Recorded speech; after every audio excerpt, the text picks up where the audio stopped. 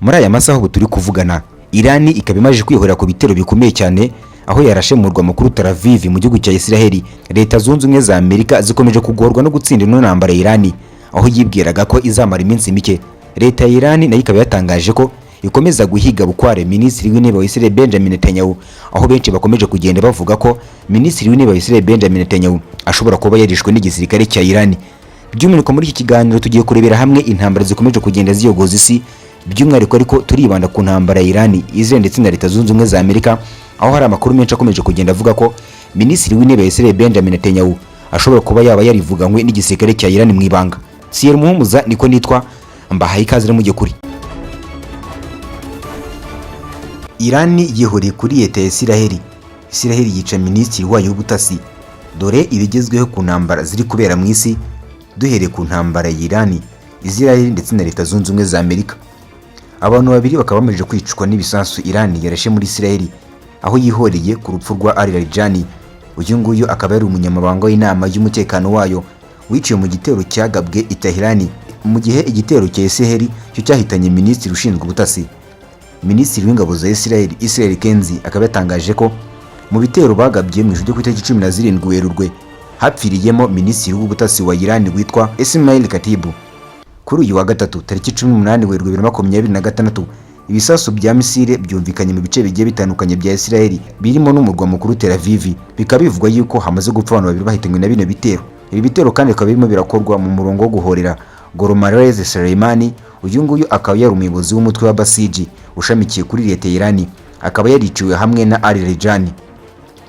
Irindi turika ry'ibisasu rikaba ryumvikanye kuri ambasade ya Leta zunze ubumwe za Amerika muri Iraq mu murwa mukuru Baghdad. Mu kiganiro na Al Jazeera, Minisitiri w'ububanyi n'amahanga wa Iran Abbas Araghchi akaba yatangaje ko Israel ndetse na Leta zunze ubumwe za Amerika byibeshye cyane ku butegetsi bwa Iran ngo ko bushingiye ku muntu umwe.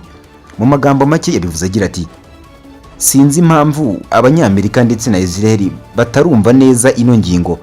Repubulika ya Iran ishingiye ku idini ya Islam, ifite inkingi zubakiye kuri politiki ihamye, ubukungu ndetse n'itegeko nshinga.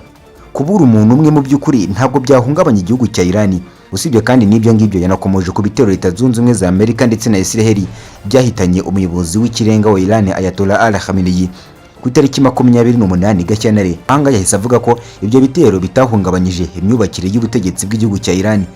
Ku wa kabiri, Leta zunze ubumwe za Amerika nibwo zatangaje ko zagabye ibitero bikomeye cyane ku bindiro by'ingabo bya Iran byegereye ubunebwe bwa Hormuz zikoresheje ibisasu bibasha kwinjira mu mitamenwa.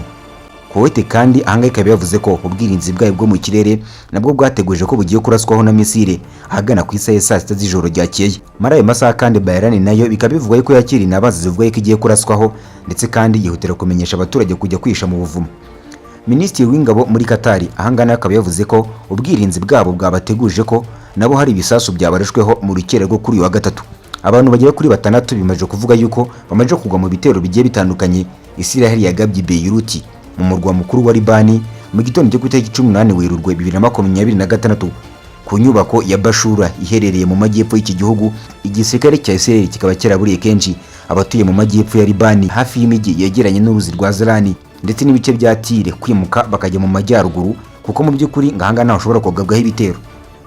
Usibye intambara ya Israel, Leta zunze ubumwe za Amerika ndetse na Iran, Ukraine nayo ikaba bivugwa yuko imaje kwinjira muri ntambara. Mu nama yahumujwe n'inteko rusange y'Ubwongereza kwa kabiri, Perezida wa Ukraine Volodymyr Zelensky ahanga yavuze ko hari inzobere zikomeye z'abasirikare ba Ukraine boherejwe gutanga ubufasha kuri Leta zunze ubumwe za Amerika mu burasirazuba bwo hagati ndetse no mu kigobe. Perezida wa Ukraine Volodymyr Zelensky mu magambo make yabivuze agira ati: "Ubu ngubu dufite abanya-Ukraine bagera kuri 201 baherere mu burasirazuba bwo hagati ndetse no mu kigobe. Abandi 34 biteguye gutanga umusanzu wabo.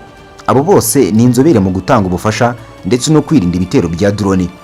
Perezida wa Ukraine Volodymyr Zelensky kandi yanakomeje avuga ko hari n'abandi bagiye koherezwa mu gihugu cya Qatar, muri Arabia Saudite, Leta zunze ubumwe z'Abarabu, ni mu gihe abandi bategerejwe kohereza muri Kuwait. Tukiri muri byo kandi, umuyoboro wa peteroli ukaba ukomeje gushyamirana na Hongria ndetse na Ukraine.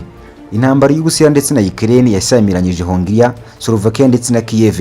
Ibi ngibi bikaba bishingiye ku muyoboro utwara peteroli wa Druzhba. Uyu nguyu ni umuyoboro uhereye muri Ukraine utwara peteroli ivuye mu gihugu cy'Uburusiya uyigiye muri igihugu cy'Ubudage, Polonye, Repubulika ya Czech, Hongria ndetse na Slovakia.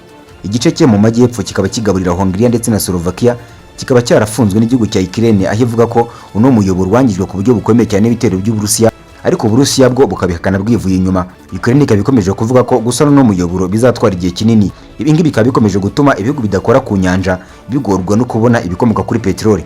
Ukraine ikimara gutangaza ibyo ngibyo, Hongria nayo yese yihimura kuri Ukraine, aho yafatiriye inkunga ya Ukraine igera kuri miliyari 90 z'amayero. Aya mafaranga akaba yaragenewe Ukraine. Aya mafaranga akaba yaratanzwe n'ubumwe bw'Uburayi. Ibyo ngibyo bikimara kuba, Ukraine ikaba yese yemerera ubumwe bw'Uburayi gukora isuzuma ku yangirika ry'uno muyoboro kugira ngo inkunga yemerewe irekurwe. Minisitiri w'Intebe w'Ubwongereza Keir Starmer akaba aherutse kuvuga ko amaso bakwiye kuyahanga igihugu cya Ukraine, nubwo muri Iran naho intambara igikomeje. Ntekereza ko ari ingenzi cyane ko twakwita ku ntambara ya Ukraine.